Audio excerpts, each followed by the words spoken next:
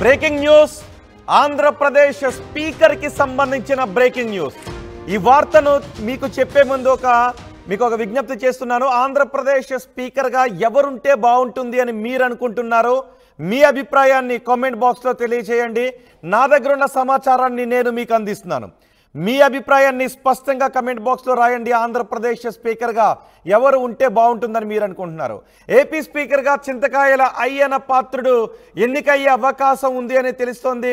జనసేనకు deputy speaker పదవి దక్కే అవకాశం కూడా కనిపిస్తోంది మండలి బుద్ధప్రసాద్ బొలిశెట్టి శ్రీనివాస లోకం మాధవి పేర్లు పరిశీలనలో ఉన్నట్టుగా తెలుస్తోంది ఈ ముగ్గురులో ఒకరిని డిప్యూటీ స్పీకర్ పదవి వరించే అవకాశం కనిపిస్తోంది జనసేనకు 21 మంది ఎమ్మెల్యేలు ఉన్నారు సో జనసేన నుంచి ఒకరికి డిప్యూటీ స్పీకర్ పదవి దక్కే అవకాశం కనిపిస్తోంది చింతకాయల అయ్యన్న పాత్రుడు స్పీకర్ గా ఏకగ్రీవంగా ఎన్నికయ్యే అవకాశం కనిపిస్తోంది చీఫ్ విప్ గా ధూళిపాల నరేంద్ర పేరును పరిశీలిస్తున్నట్టుగా తెలుస్తోంది మరి మీ అభిప్రాయం ఏంటి స్పీకర్ గా ఎవరుంటే బాగుంటుందని మీరు అనుకుంటున్నారో మీ అభిప్రాయాన్ని స్పష్టంగా తెలియజేయండి నేను మా ప్రతినిధి రాజేష్ తో మాట్లాడతాను రాజేష్ స్పీకర్ కి సంబంధించి టీడీపీలో ఎటువంటి చర్చ జరుగుతుంది స్పీకర్ గా ఎవరు ఎన్నికయ్యే అవకాశాలు ఉన్నాయి అసెంబ్లీ సమావేశాలు ఎప్పటి నుంచి ప్రారంభమయ్యే అవకాశాలు ఉన్నాయి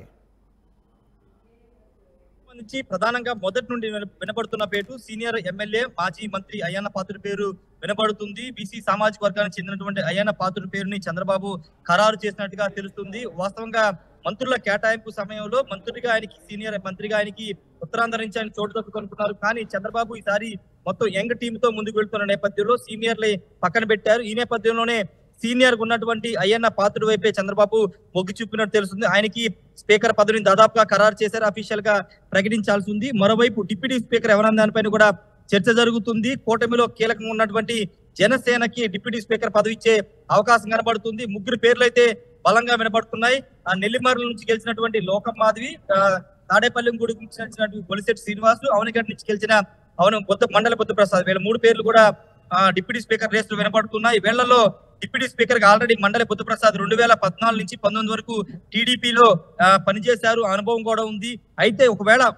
మహిళకి ఇవ్వాలనుకుంటే డిప్యూటీ స్పీకర్ మహిళకి ఇవ్వాలనుకుంటే లోకం మాధవి వైపు చంద్రబాబు నిర్ణయం తీసుకునే అవకాశం కనబడుతుంది ఈ నేపథ్యంలో పవన్ కళ్యాణ్ తో కూడా డిప్యూటీ స్పీకర్ పదవి మీద చంద్రబాబు మాట్లాడే అవకాశం కనబడుతుంది ఒకసారి అయ్యన్న పాత్రుడు పొలిటికల్ జర్నీ చూస్తే కనుక ఆయన 7వ ఎమ్మెల్యేగా గెలిచారు 1983లో మొదటిసారిగా ఆయన ఎన్టీఆర్ హయాంలో మొదటిసారిగా ఎమ్మెల్యే అయ్యారు 25 ఏళ్ల వయసులో ఆయన ఎమ్మెల్యే అయ్యారు 86లో ఆయన 84 నుంచి 86 వరకు మంత్రిగా పనిచేశారు తర్వాత 94 నుంచి 96లో తర్వాత 99లో 2004లో ఎమ్మెల్యే అయ్యారు 2014 నుంచి 19 వరకు కూడా ఆయన మంత్రి చేశారు 5 సార్లు మంత్రిగా పనిచేశారు 7 సార్లు ఎమ్మెల్యేగా గెలిచారు ఇది సుదీర్ఘ అనుభవం ఉంది అంతేకాదు శాసనసభ వ్యవహారాల మీద పూర్తి స్థాయిలో పట్టున్న వ్యక్తిగా అయ్యన్న పాత్రుడికి పేరుంది సభను ఎలా నడపాలి సభా వ్యవహారాలు ఏ విధంగా ఉంటాయి ఆ అంశాల మీద సీనియర్ శాసనసభ్యుడిగా ఆయనకి చాలా అనుభవం ఉంది కాబట్టి ఆయన వైపు మొగ్గు చూపే అవకాశం కనబడుతుంది దాదాపుగా అయ్యన్న పాత్రుడి పేరునే చంద్రబాబు ఖరారు చేసే అవకాశం అయితే కనబడుతుంది మరోవైపు ఇంతకుముందు మాట్లాడిన డిప్యూటీ స్పీకర్ కూడా కీలకంగా ఉంటారు కాబట్టి జనసేనకి ఇచ్చే అవకాశం కనబడుతుంది మహిళకి ఇస్తే కనుక లోకం మాధవి పేరు ఖరారు చేసే అవకాశం కనబడుతుంది అసెంబ్లీ సమావేశాలు వాస్తవంగా 19వ తేదీనే జరపాలని అనుకున్నారు కానీ కొంత షెడ్యూల్ మారే అవకాశం కనబడుతుంది ఎందుకంటే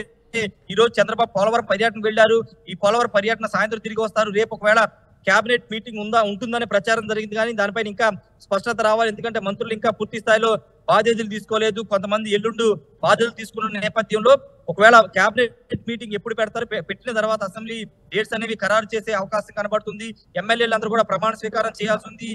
స్పీకర్ ఎన్నిక కూడా జరగాల్సి ఉంది కాబట్టి సాధ్యమైన త్వరగానే అసెంబ్లీ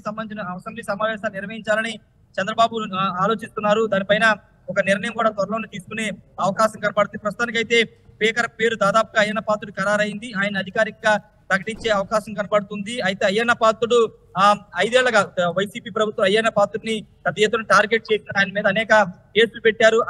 అత్యాచార యత్నం కేసు కూడా ఆయన మీద పెట్టారు 407 కూడా పెట్టారు ఇవన్నీ చాలా సెక్షన్స్ ఆయన మీద ఉన్నాయి అనేక ఇబ్బందులు ఆయన గురయ్యారు అనేక సార్లు ఆయన్ని ఇంటి నుంచి బయటికి తీసుకొచ్చి గోడలు బద్దలు కొట్టి మరి ఆయన ఇంట్లో నుంచి బయటికి తీసుకొచ్చి పోలీసులు వేధింపులు గురి చేశారు ఈ వేధింపులన్నింటినీ ఆయన చాలా బలంగా ఎదుర్కొని నిలబడి నర్సీపట్నం నుంచి మరోసారి ఎమ్మెల్యేగా గెలిచారు ఆయనకి మంత్రి పదవి వస్తుందని అందరూ భావించారు కానీ సీనియర్లకి ఈసారి చోటు ఇవ్వకుండా జూనియర్ వైపు చంద్రబాబు వెళ్లారు కాబట్టి స్పీకర్ పదవికి గౌరవించాలని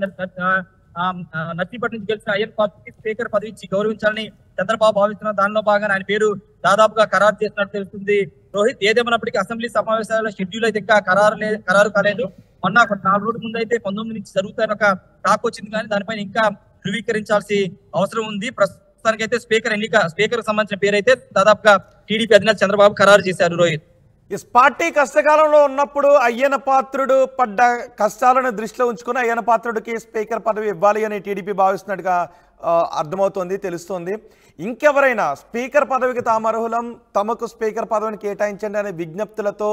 టీడీపీ అధినేత ముందుకు ఎవరైనా వస్తున్నారా? సీనియారిటీ ప్రకారం చూస్తే